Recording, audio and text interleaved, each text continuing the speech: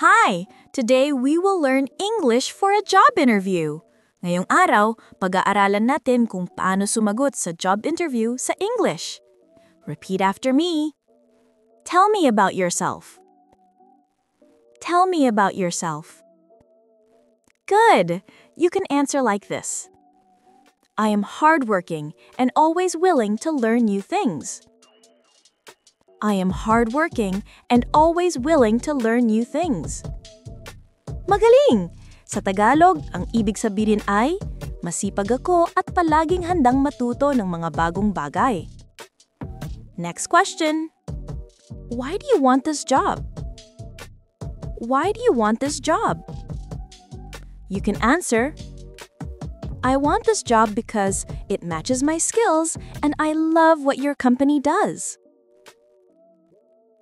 I want this job because it matches my skills and I love what your company does. Sa Tagalog, ang ibig sabihin ay, gusto ko ang trabahong ito dahil tugma ito sa aking kakayahan at gusto ko ang ginagawa ng inyong kumpanya. Nice work!